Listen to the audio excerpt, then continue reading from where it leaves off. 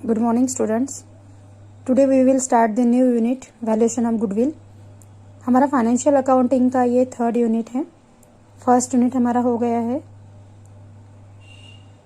Third unit का नाम है वैल्यूएशन ऑफ गुडविल. गुडविल यानी रेपुटेशन. जो भी हमारे बिजनेस की रेपुटेशन है, सोशल जिसमें हमारे बिजनेस में क्या वैल्यू है, क्या नाम है, ये इसकी वैल्यू हम इस यूनिट में चेक करेंगे.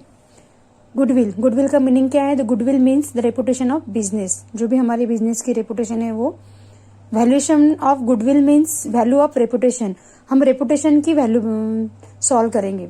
जैसे कि कोई भी रेपुटेड कंपनी ले लो आप, उसकी रेपुटेशन कैसे तय की जाती है कि हाँ ये कंपनी रेपुटेड है, या फिर इस कंपनी का कोई भी प्रोडक्शन हम आंख बंद करके परचेस कर सकते हैं. तो ये किस बेस पे तय होता है, ये हम इस यूनिट में देखेंगे.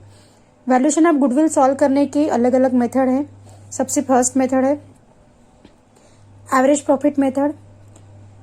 नेक्स्ट उसके बाद की मेथड है super profit method. Next weighted average profit method. Then capitalisation method and last is the annuity method.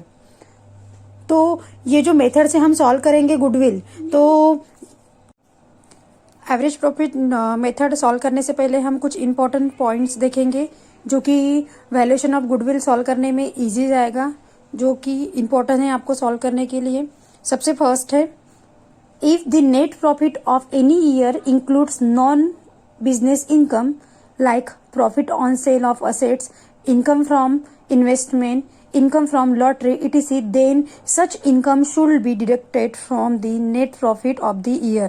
अगर हम जैसे हमारा एवरेज प्रॉफिट मेथड का फॉर्मूला है कि total profit divide by number of year. हमें टोटल प्रॉफिट करना पड़ता है जितने भी ईयर का हम एवरेज निकाल रहे हैं वो. तो जो प्रॉफिट अमाउंट रहेगी उसमें से आपको क्या डिडक्ट करना है, जो नेट प्रॉफिट है वही आपको प्लस करने हैं. इसमें से हमको लोगों को क्या माइनस करना है, profit on sale on assets. अगर आप लोगों की बिजनेस में से कोई असेट सेल कर रहे हैं और उस पर आपको प्रॉफिट मिल रहा है, तो वो वाली अमाउंट आपको प्रॉफिट में से माइनस करनी पड़ेगी क्योंकि वो एक्स्ट्रा की प्रॉफिट है आपकी.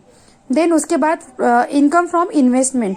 अगर आप कहीं पे इन्वेस्ट कर रहे हैं, अपनी जो भी प्रॉफिट आया है वो इसमें आपको इनकम मिल गई इन्वेस्टमेंट पे, तो वो भी अमाउंट आपको माइनस करनी पड़ेगी, डिडक्ट करनी पड़ेगी. एंड देन लास्ट है इनकम फ्रॉम लॉटरी. अगर आपको लॉटरी लगती है तो वो भी आप प्रॉफिट में नहीं ऐड करेंगे, ये भी अमाउंट आपको उसमें से डिडक्ट करनी है. तो आपको नॉन बिजनेस इनकम, जो भी नॉन बिजनेस इनकम है वो आपको डिडक्ट करनी है प्रॉफिट में से. देन उसके बाद है if any non business expenditure. बिल्कुल इसका अपोजिट है. यहाँ पे हमने नॉन बिजनेस इनकम यहाँ पे डिडक्ट किया है, यहाँ पे बोल रहे हैं नॉन बिजनेस एक्सपेंडिचर. अगर बिजनेस के एक्सपेंडिचर ही नहीं है, एक्सपेंसेस नहीं है, तो आपको उसमें क्या करना है, आपको डेबिट करना है. जैसे कि for example like loss on sale on assets. अगर आप कोई असेट सेल कर रहे हो तो उसमें अगर लॉस हो रहा है तो वो वाली अमाउंट. लॉस बाय फायर, अगर गलती से लॉस हो गया है, फायर लग गई आपकी जो भी प्रोडक्शन है, वो वाली amount. Loss on sale on investment, अगर आपने कहीं पे इन्वेस्ट किए अमाउंट, उसमें अगर लॉस आया है तो वो क्या करना है आपको, debited to the P&L account. आपको P&L अकाउंट से जो भी प्रॉफिट एंड लॉस अकाउंट है उसमें वो डेबिट करना है. Then such expenditure should be add in the net profit. ये जो है आपको ये नेट प्रॉफिट में ऐड करने हैं. ठीक है. नेक्स्ट है लास्ट वाला है if any business expenditure was not consider while calculating the net profit. अगर कोई भी बिजनेस एक्सपेंडिचर उसमें कंसिडर नहीं किए हैं नेट प्रॉफिट सॉल्व करते हुए, such expenditure should be deduct from the net profit. अगर ऐसे एक्सपेंडिचर कंसिडर नहीं है तो आपको वो डिडक्ट करने हैं.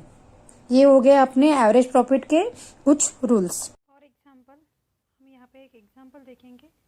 आपको यहाँ पे 4 ईयर्स का प्रॉफिट दिया है, ईयर्स मेंशन किए हैं एंड प्रॉफिट मेंशन किए हैं. 2010 का हमारा प्रॉफिट था 40,000. 2011 में हमको प्रॉफिट हुआ है 60,000. 2012 को प्रॉफिट हुआ है 50,000 एंड 2013 को हुआ है 70,000. ये हमारे प्रॉफिट है. हम क्या करेंगे, एवरेज प्रॉफिट का फॉर्मूला क्या है हमारा, average profit is equal to total profit divide by number of year. सबसे पहले गुडविल कैलकुलेट करने के लिए एवरेज प्रॉफिट मेथड में गुडविल कैलकुलेट करने के लिए फॉर्मूला है average profit into number of purchase year. ये हमारा गुडविल का फॉर्मूला है। पर यहाँ पे आपको number of purchase year question में दिए जाएंगे, आपको एवरेज प्रॉफिट सॉल्व करना है। तो एवरेज प्रॉफिट सॉल्व करने के लिए आपको टोटल प्रॉफिट करना पड़ेगा और नंबर ऑफ ईयर।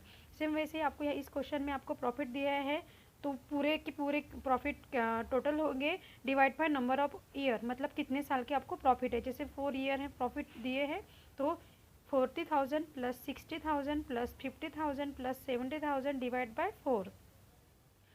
और यहाँ पे अदर इंफॉर्मेशन दिए है, while calculating the above profit salary of proprietor 15,000 per annum was not consider. Correction of profit may be by the following method. आपको क्या करना है, क्या बोल रहे हैं यहाँ पे, जो पर एनम 50,000 आपको प्रोप्राइटर की सैलरी दी है वो कंसीडर नहीं करनी है। तो आप सॉल्व करते हुए आप ये ऐसा कर सकते हैं, जैसे दो मेथड से आप इसको सॉल्व कर सकते हो एवरेज प्रॉफिट सॉल्व करने के लिए। मेथड 1, आपको ईयर रहेंगे, हर पर ईयर आप ऐसे लिखोगे प्रॉफिट। जैसे फर्स्ट 2010 का प्रॉफिट था 40,000, उसमें से 15,000 माइनस करेंगे, क्योंकि मैंने पहले ही आपको बताया था कि नॉन बिजनेस इनकम आपको डिडक्ट करनी है। तो प्रोप्राइटर सैलरी आपको नॉन बिजनेस इनकम है, तो वो आपको माइनस करनी है। ठीक है, तो 40,000 माइनस 15,000 25,000। देन उसके बाद 2011 की 60,000 प्रॉफिट था, तो उसमें से भी माइनस 15,000। 12 का 15,000 माइनस 15,000 एंड 13 का 17,000 माइनस 50,000। ये आपको पहले ही माइनस करके आपने ये टोटल अमाउंट निकाला है प्रॉफिट की। तो एवरेज प्रॉफिट का फॉर्मूला है total profit divide bye 4। Total profit हमारा सॉल्व हो गया था 1,60,000 डिवाइड बाय 4, तो हमारा आंसर आया 40,000। ये हो गया हमारा एवरेज प्रॉफिट। तो एवरेज प्रॉफिट हम गुडविल के फॉर्मूले में पुटअप करके हम गुडविल की अमाउंट सॉल्व कर सकते हैं। सेम ऐसे ही आपको यही सेम आंसर मेथड 2 से भी आप सॉल्व कर सकते हो। सबसे पहले आप सभी प्रॉफिट टोटल कर लो। 15,000 आप बाद में भी माइनस कर सकते हो, पूरे के पूरे टोटल कर दो। टोटल करने के बाद उसको डिवाइड बाय 4 करेंगे, जो आंसर आएगा उसमें से आपको 15,000 माइनस करना है। इसका भी आंसर 14,000 सेम आंसर आया। आप दोनों में से कोई भी एक मेथड अप्लाई कर सकते हो।